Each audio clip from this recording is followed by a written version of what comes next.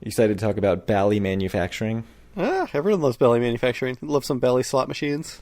I love some Bally pinball machines. They made a lot of pinball machines. They made some old arcade cabinets, too. Some classics. I'll have to look for some when I'm on the Ocean City Boardwalk. Bally manufacturing. Truly a great company. Way better than Stern.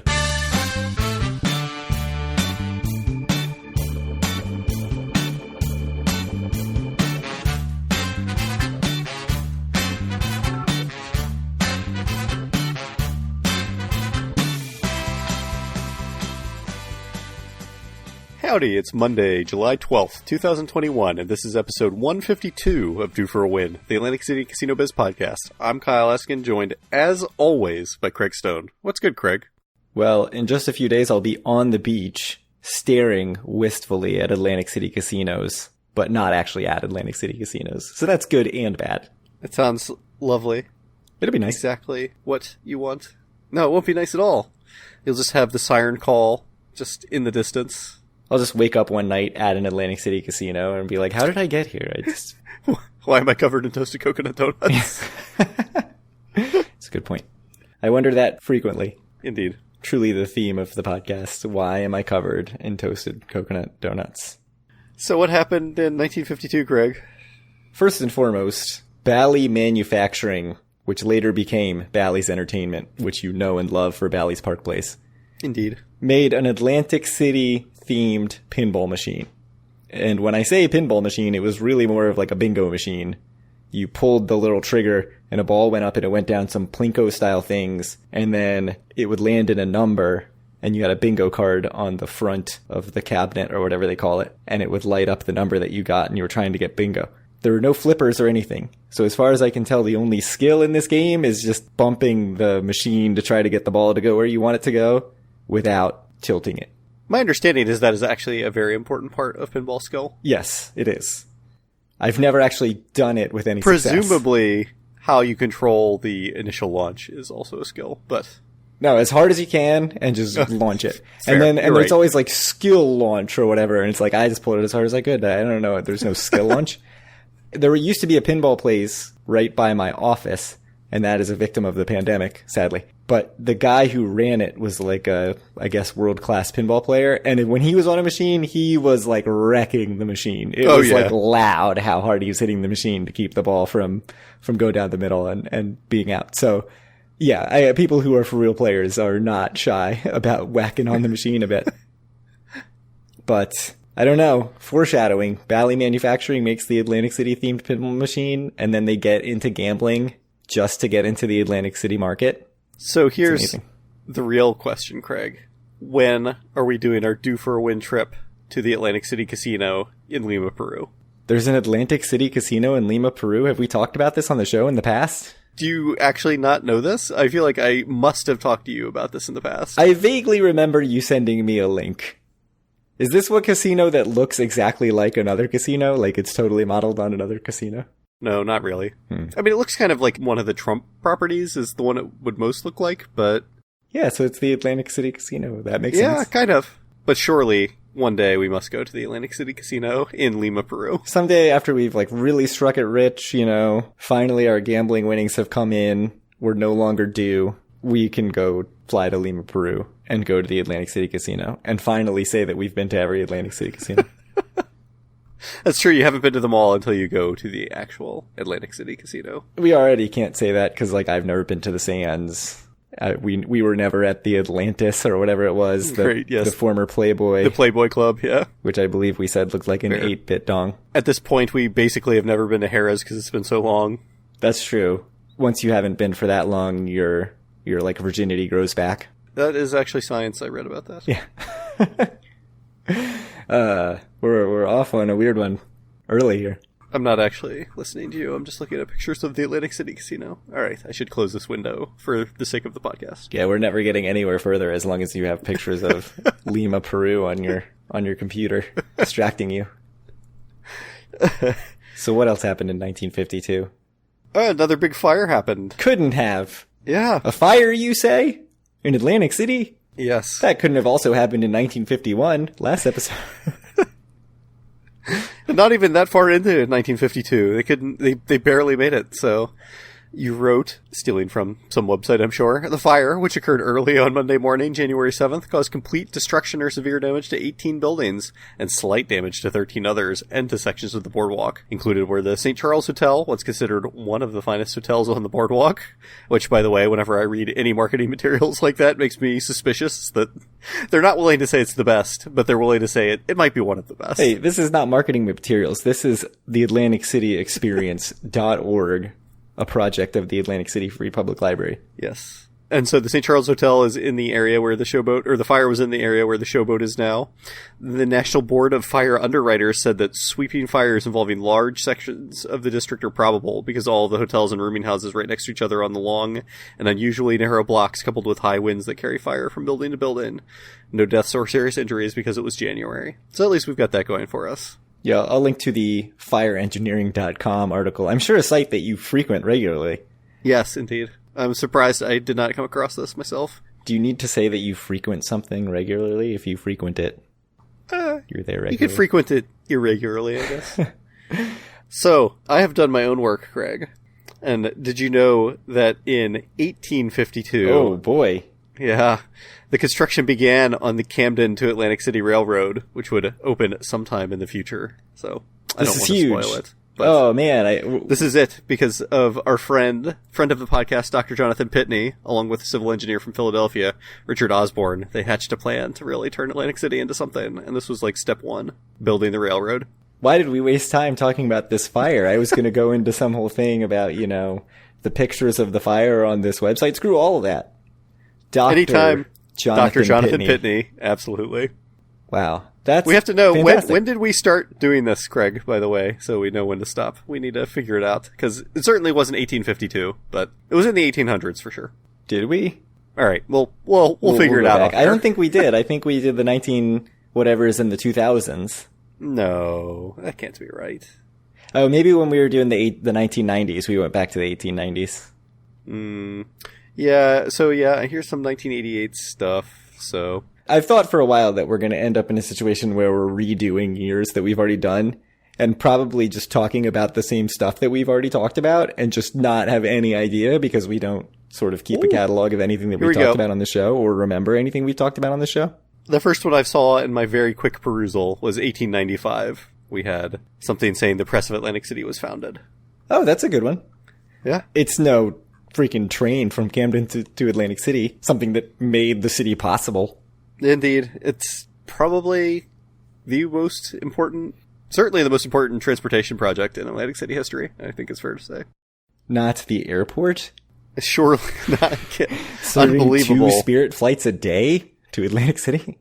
Well, come on. Everyone knows it's just a wannabe airport. The real airport in our hearts is at Baderfield. That's true. That's a good point. Anyway, moving on. You have an update on our video from last time. Yes, one of the first replies of many, many replies to our last episode post on Facebook was from David W., who said, "Have neither of you read Bryant Simon's book? I thought that video was quite striking." This is a video about 1951. That was just an Atlantic City promo video, and we said it was extremely uninteresting. It was a very long video. Anyways, David says, "Watching for who is in it perfectly captures the book's thesis. While I knew that was how Atlantic City portrayed itself at the turn of the century, I was shocked that is how it still chose to portray itself in the 50s. You sometimes forget how much progress has been made in the past 70 years. It's true. When he did point that out, I thought, I think you look at grainy black and white footage, and in my mind I was thinking like, oh yeah, this is like the 1920s. This is 100 years ago. Of course they're portraying it as this super wholesome thing and talking about how to put a lure on your fly fishing rod or whatever. But in reality, yeah, like this is the 50s. This is after World War II. Atlantic City at this point had been sort of a place for under the table drinking and gambling for 30 or 40 years. And there's still, and tourism was way, way down at this point.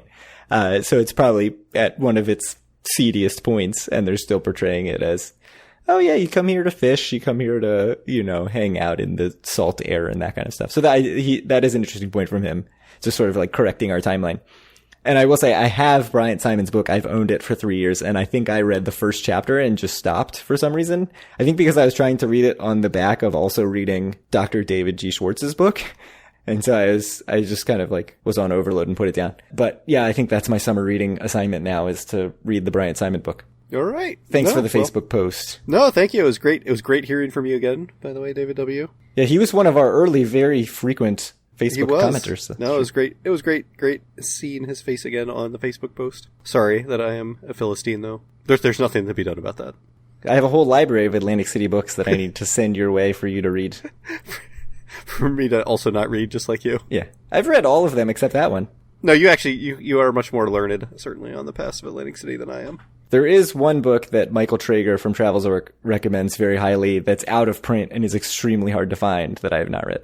So, talking a bit about Atlantic City right now, the smoking ban has been lifted. It was lifted just in time for the 4th of July weekend, which at this point is a couple weeks ago. There have been some hints from Governor Phil Murphy that he's going to consider legislation to ban it again in the future. I don't know, do you have any hot takes on this? No, I mean, I think a lot of people seem to have very strong opinions about it one way or the other. Like either, a casino is a place where you go to do adult things, and smoking is an adult thing. It's a vice, like gambling and drinking. Other people, of course, say, it's been amazing with no smoking. I do think that sometimes people forget that Atlantic City has, for a long time, had the 70-30 rule, right? Or is it, I think it's 70-30, not 75-25, but at least 70% of all the casinos have to be smoke-free in the first place, which for the most part I find very good. Like, you go to Vegas and it's hard to escape it in most of the casinos, especially the casinos with the lower ceilings. And I don't necessarily find that in Atlantic City. The one place that I do find it difficult is Borgata's 9-6 25-cent Jacks or Better machines, because those are right in the smoking section. And I think Caesars too, or Bally, one of the two of Caesars or Bally's are also right in the smoking section. But for the most part, like if you want to be at a table that's non-smoking, you can do that. You may have to pay a slight premium. There are certainly plenty of slots that are smoke-free if you're a slot player. So I kind of don't have a hot take just because of that 70-30 or 75-25 rule. But I know people are very heated about it. Yeah, I also don't have a hot take at all. I personally, I guess, slightly prefer no smoking, but it's not something I lose any sleep over. So if it comes back, that's fine with me. Even the Vegas style is smoking. It doesn't really bother me. Yeah, and there's a weird thing of like, I have never smoked more than like extremely casually, and I probably haven't smoked a cigarette in 5+ years. I think I was probably the last time I was in Vegas, the last time I smoked a cigarette, not this most recent time, but the time before. And still, if I'm like walking behind somebody and they smoke a cigarette, the first thing I think of is like, oh yeah, casinos. And so I don't really mind that at all. And so clearly I don't have that like averse reaction to it. I think a lot of people have sort of said, I'm straw manning everywhere here. A lot of people will say. Many people are saying. That, obviously Revel was smoke free and it didn't work. And, if you're going to make people not want to come. I don't know how true that is. I know in Vegas, like Park MGM, I think went smoke free. I don't know if it still is. But at some point, the market can sort of decide, like, if it was really advantageous for a casino, I think they would try it and see how it went.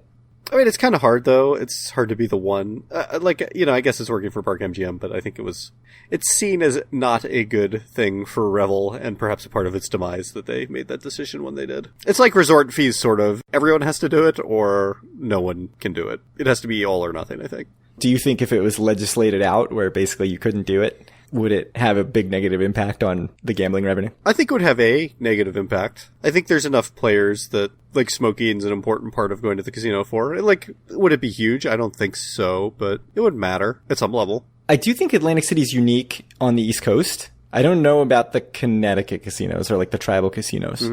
I know in Maryland, like Horseshoe, they even have slot machines that are outside, right? Like on a balcony, yes, and those correct. Are the smoking machines. You have to leave the building because the indoor smoking ban is statewide and they have no exception for casinos, whereas in New Jersey, it's like this exception. But it would be interesting to see if it came up, but I can't imagine that like the casinos would push for this. I know that a lot of the argument is coming on behalf of the dealers and the casino workers. Which sounds right at some level to me. Yeah, but unfortunately I don't know how much power they wield when it comes to making legislation happen in a place where the casinos kind of run the show.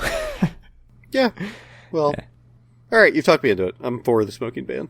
Really, because I'm on the fence. I'm neither here nor there on it. I think the idea that it being something that's good for the employees of the casino, it makes some sense. And again, I don't think the market can fix this. It either needs to be an all or nothing thing. Yeah, that's an interesting point, because I sort of thought, like, oh, well, the market will... I mean, Park MGM, I think it's a bit different, just given, like, how many properties Caesars and MGM own in Vegas. Like, there is that possibility for a very niche property, but with Atlantic City not having any casino that has that sort of market power or whatever there, if you're an independent person, if you're resorts or whatever, you're never gonna end up banning it, I don't think. Or I'd find it very unlikely. Yeah, or even in the state of, just in Nevada in general, there's just so many casinos. So you could see like a small locals casino saying like, hey, we're the smoke-free casino. If you don't want to smoke, come here. Whereas like in Atlantic City, it's all big, giant casinos and there's only 9 of them. Like, and Park MGM is to me, it's like the MGM casino, like the lowest roller one. Does that make sense? Well, I guess there's like Excalibur, but yeah. But yeah. I mean, that's probably true. And they're certainly the one that's going for the more interesting market, like beyond just cheap, right? Like Luxor and Excalibur are very much focused on being the cheapest. Right. And Monte Carlo had sort of been a very cheap option, if only because it wasn't all that popular. And I think Park MGM totally rebranded and still couldn't get away from that. Yeah. So I do think they have to make decisions like that. But yeah, it's kind of interesting from that standpoint. Anyway, we will see what happens. Listener Mark P. emailed to let us that Bally's Black Card members get a $100 appreciation dinner, which can be used at Guy's Chop House. And you say, presumably also Jerry Longo's meatballs and martinis. So I can perhaps inquire about that next time I'm in town. Are you going to go get a black card next time we go? Sure, I'll status match. Why not? I didn't even set foot in the place last time, but the couple reviews we've seen of, or at least that I've seen of Jerry Longo's meatballs and martinis have been very positive, so that's good. Mm-hmm. I like cocktails. I like meatballs. Yeah, sounds good. I will definitely check it out and try to do that. I have quite a few casino dinners I guess I need to do, but there are worse problems to have. Yeah, I still have no idea if I have a Caesars Diamond dinner, and they hate me, by the way. My rates everywhere, Vegas, AC, everywhere, are so high. You haven't even stayed there in a while. I don't know why they hate you so much. I know. So MGM, I stayed at Delano for 2 nights when I was in Vegas in 2019 and barely played at all at Mandalay and just got hammered. But it makes sense, right? Yeah, and I went into the trip knowing that and feeling great about it. Like, this is going to be amazing. I never come to Vegas. I'm taking advantage of these nights at this super nice hotel. So 2 years, it was almost exactly 2 years ago that we went. We went in late July. And I just got an email from Mandalay saying you can now get 1 comp night. And so when I logged into M Life, I'm getting 3 at Excalibur, 2 at Luxor, I think 2 at Park MGM, and then 1 at a bunch of other places. Nice. Weirdly, my Bellagio rates are not as, they're like $100 a night, which... It sounds good for Bellagio. Yeah, like, I would rather pay $100 a night for Bellagio than free at Excalibur. I mean, you should do what Mikey would want you to do and try to upgrade into whatever fountain view room. And Mikey was just in Vegas. What a legend. He was at Resorts World. Yeah, so it is interesting, like, that 2 years sort of break. But I bet what's happened is I've, like, walked in and swiped like an idiot and barely played at a CET property at some point, and that I can't even remember, but it's been a while since I've played at any Caesars property. Yeah. But I do still have Diamond. I just need to parlay that. I've still got my M Life Gold. Got to get that sweet Bally's Black Card. Hyatt Explorist from my M Life Gold, getting me all sorts of nothing.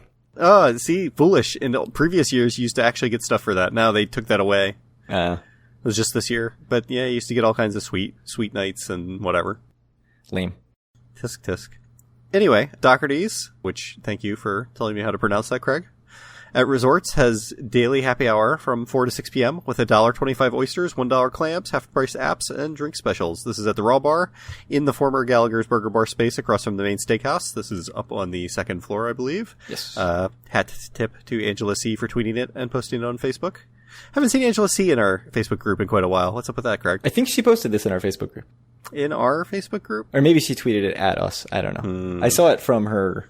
Because she used to be a pretty frequent poster in our Facebook group in the old days, but it's true. Have not seen her around a whole lot. I met her at Zork Fest. Oh, really? Yeah. Very nice. So I really want to try Doherty's. It's like one of the top 2 places I want to go in AC. Certainly, it sounds like these are fantastic specials to me. I would love to eat a whole lot of $1.25 oysters. Yeah, and the I don't know, did you eat with us at the Gallagher's Burger Bar when we went? I don't think you did. I think it was me, Dave, and Andy. And the space was fine, but it was like nothing to write home about. It looks like they've done a really good job, at least from the pictures I've seen. Sometimes it's hard to trust the like website pictures because they can make a Bally's Tower premium room look super nice. But yeah, it looks really cool. So yeah, Doherty's is definitely something I'd like to check out. Do you know, is this raw only or raw and fried, or what's the situation here? I don't know. It doesn't explain that at all on the little email thing that they sent. I like both, so I'm not really judging, but it's nice to be able to get a mixture. Yeah, I like both. It's weird because it seems like something I wouldn't like at all. It does seem like something you actually wouldn't like at all. It does. I think my wife totally convinced right. me to try it, and I liked it, so. I would not have guessed that you're a big raw oyster fan. I wouldn't say I'm a big fan. Actually, so the thing that happened is we went to Harry's one night, and it was empty, and so we had great service, which was rare for Harry's, and they were just telling us all about the different oysters and which ones we should get if we're like novices and all that stuff, and so we just ordered like waves of oysters of different kinds and found out kind of which ones we liked, and so that, yeah, it was cool. It was a cool experience. I think it was like January, and so I always have a soft spot for Harry's for that. And now, same owners, Doherty's. Nice. Do you want to talk about Sopranos Con / Mob Movie Con? Sure. Coming to Harrah's. Sopranos Con / Mob Movie Con is coming to Harrah's July 24th and 25th. This is from an article on NJ.com. Apparently there are appearances by a bunch of Sopranos and mob movie stars, and Ice-T, of course, famous for Law & Order SVU, surely, and not his earlier career as a rapper. The thing he's most famous for, yes, is definitely Law & Order SVU. Yes, and not his song Cop Killa, but definitely SVU. Has he been in mob movies? I feel like probably at some point. He's had a long career. I'm not sure. I don't know. The biggest Sopranos character they keep advertising that's going to be there is Lorraine Bracco, who is the seen the Sopranos? Psychiatrist. I've seen 2 seasons, which everybody says are the best 2 seasons. But I have to say, watching Boardwalk Empire, every time I finish an episode, I'm like, I should go back and watch all of the Sopranos and see actually good TV instead of watching this Boardwalk Empire. Spoilers. Yeah. Down on the season on Boardwalk Empire. The first 2 seasons of Boardwalk Empire were great. But anyways, we'll talk about that later. Tickets, did you say ticket prices? Tickets started I did not. $50 for single day, $75 for both days. I'm not a huge mob movie guy. Nah, me either. I haven't watched one in quite a while. I tried giving a lot of them a chance, I feel like, in college, and I always found them a bit plotting for my tastes back then. I'm sure that makes me a lot of enemies among our listeners, but it is what it is. Yeah, like I've never seen Casino all the way through, but I've seen a very climactic scene that's like extremely brutal and still haunts me to this day. 2 scenes. 2 scenes I can think of from that movie. I think I've only seen 15 minutes of that movie, and 2 of them are just like insanely over the top. That still to this day I'm just like, oh my goodness, like every time I see a baseball bat or a vice grip, I think about them. Yeah, it's just awful. I can't deal with that. I just can't do it. So none of that for me. Like, I tried watching Goodfellas, which I think is considered one of the finest movies in that genre. It was just like way, way, way too slow for me. Yeah, I'm going to get my New Jersey card revoked because I don't like these movies, but... Yes, I have no problem with the graphic violence or whatever. That's fine with me, but the pacing has always killed me in all of them. Yeah, I feel like I watched the first Godfather movie, and even that I feel like is pretty slow. Yeah, just probably because I'm a 5-year-old with the attention span of a gnat, so I'm sure the problem is on this side of the table and not with all the people that love it. When I go to movies in a movie theater, like 30 minutes in, I'm looking at my watch and trying to figure out when the movies end. It's like, do I even like movies? Maybe I just don't like Yeah, movies. I certainly don't like movies. It's too much at once. I really like being able to pause stuff and like I'll watch a movie in like 4 sittings, and that's great. Every time I'm watching Boardwalk Empire, I'm like, oh my god, 52 minutes. Like, how are people supposed to sit through this? Part of it's like this season's incredibly slow, but our friend Dave went to Atlantic City. Yeah, I saw. Did he tell you all about it? No, he told me nothing about it. He did quite well. He sent me one text, just with a picture of Landshark, because I think he felt like he was contractually obligated to do so. Yes, he did go to Landshark. He won some money, so that's good. On 4-card poker, of all things. 4-card poker. We used to play a lot of that back when we were younger, but not in like 10 years. I think I played 4-card poker the first time we ever went, got absolutely obliterated. I don't think I've played it since. So I don't know. Hopefully I have license to tell Dave's story here, but what happened was he was playing 4-card poker, and the guy next to him gets up to go to the bathroom, and he gets the hand that the other guy would have gotten if he didn't leave to go to the bathroom, and he gets dealt 4 of a kind. So that pretty much made his profit for his whole trip, because that's like $800 on at a $10 table. Uh-huh. That was good for him. I think he had a couple other decent hits at that table and did pretty well. He did say that there were 2 back-to-back dealer straight flushes at the table. And that's one of those things where, like, if you're losing the whole trip and that happens, you're like, this shit is rigged. I'm never playing at the casino again. But if you've already had the 4 of a kind and you're up $800, it's like, oh, that's so funny. It's so funny that the dealer got back-to-back straight flushes. The other thing Dave said is that he and his wife really enjoyed Rife, which is good to hear. Rife's the new restaurant down by Stockton. That's one of the other 2 places that I've really wanted to try in Atlantic City. So very good to hear that it was good. They sat outside. I think they have a decent amount of outdoor space. It seems like it's a really big restaurant in general. And they've been doing a bunch of like theme nights and weird stuff like that. But the menu looks really good. So good to hear that the food's actually good. And the last thing is that he was not impressed with his Harrah's waterfront tower room, which I feel bad because I told him that it would be totally fine. That's, foolish. In episode 1, the waterfront tower was highly desirable, but I'm sure it hasn't been updated since then. So I thought they were all renovated, because that's the tower connected to the conference center. I think every other room in Harrah's has been renovated except for the waterfront tower. Yeah, so the waterfront tower is the newest tower. Yes. It was built in 2008, but I think you're right that the rooms have not actually been renovated I don't since think then. so. I think every other tower has been renovated. Every other tower has 100% been renovated. And so you're right. I totally steered Dave wrong, and I feel bad. Yeah. Sorry, Dave. Literally any of the other choices would have been better, I think. Sometimes, though, you get the old tower that's been papered over and new carpet. Right, like, so I don't know if, like, the Laguna Tower at Harrah's. Yes. Like, is that actually nice? Or is that like the Forum Tower at Caesars where, like, it still sucks? I don't know. It's like I haven't been. The Jubilee rooms in Bally's. Yeah, although the Jubilee rooms can be big. Like, if you get one of those corner rooms, those are big rooms. I'd be totally fine with that room, although the rest of the tower kind of sucks and the elevators are scary, but yeah, I see what you're saying. Better than Claridge Tower. That is for sure. Is that it? Is that all we have to say? That is it. I think we've done everything. We've hinted a lot at our Boardwalk Empire. Oh, but we can't get there yet, because first we have to let people know that if they want to come to our Facebook group, they can do so at facebook.com/group/doforawin. Find all of our great content at doforawin.com, or buy a shirt there. Reach out to Craig on Twitter at doforawin, or me at Kyle Askin, and send Craig some questions so we can answer them on air to doforawin@gmail.com. Now you can talk about Boardwalk Empire. I thought you were going to say right there that we have to let people know that they can stop listening now. And we have to let people know that surely this episode will be ruined by technical problems, so we'll have to record again. Oh, God, I hope not. That would be awful. You want to talk about Boardwalk Empire? Would you like to talk about it? I think you can fly through it as long as you don't read all of this that you wrote. It's actually not that much. So, Van Alden, who is now Mueller, is bootlegging, which is good because he ironed a coworker in the face and needs a new career. They are not skipping town because they're going to try to sell their alcohol to some Norwegians, apparently.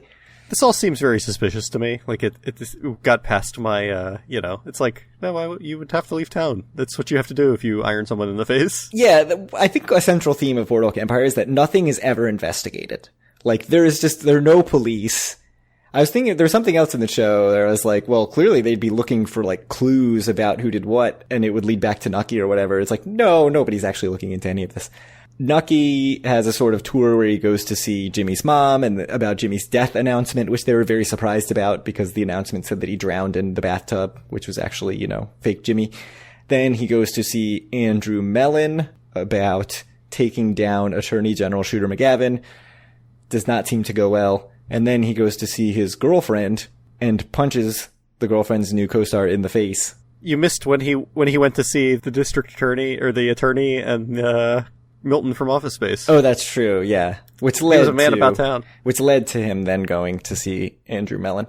So the results were Mellon's actually going to help take down Shooter McGavin and the guy who always talks about himself in the third person. Indeed. I can never remember his name. He says his name all the time. I know, and I can't remember. Right, and his name was said like 5 times during this episode. Jillian tells Jip Rossetti where he can find Nucky that night. Indeed. Nucky, after beating up his girlfriend's co-star, basically puts her on retainer and says, "You're getting paid for life, baby."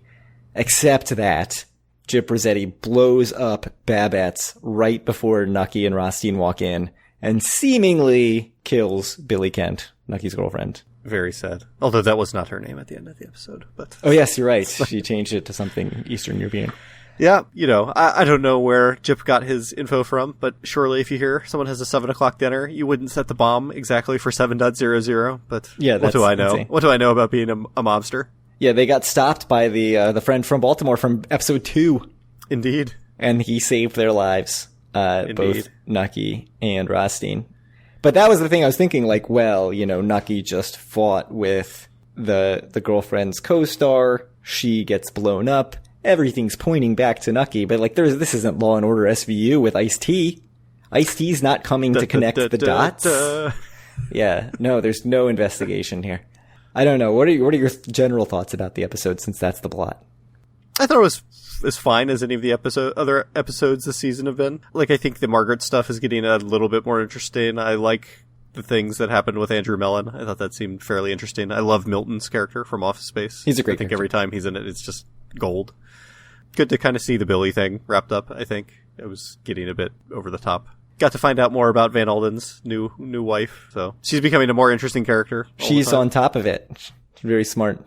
Get them in the Norwegian liquor running game. I wrote, how many times is Nucky going to get ambushed at Babette's before he stops going there? Because he did get shot through the hand there also. This will presumably be the last time, since it doesn't exist anymore.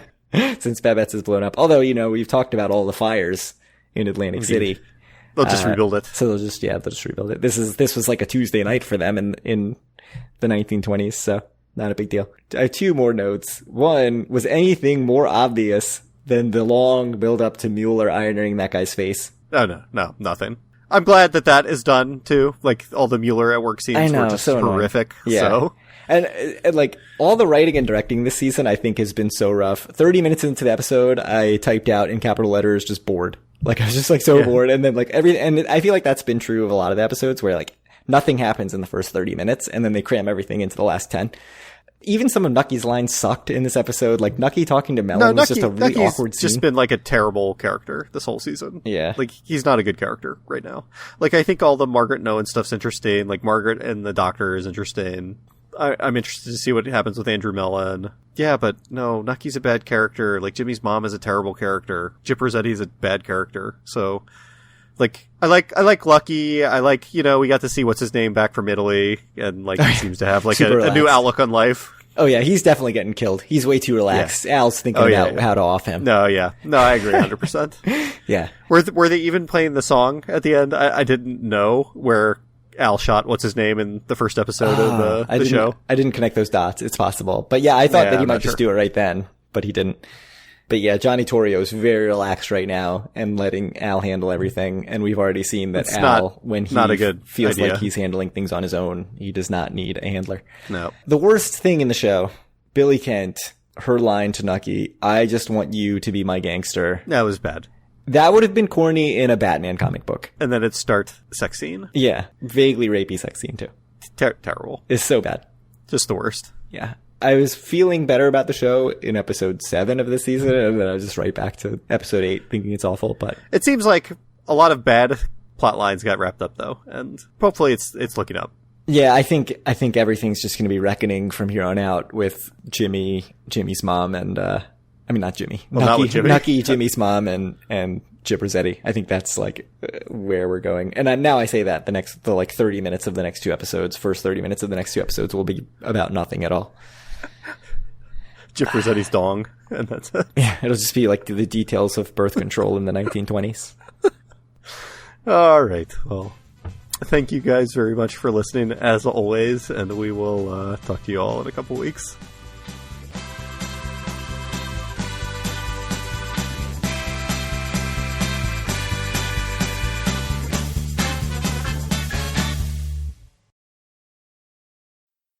I want to see some dongs.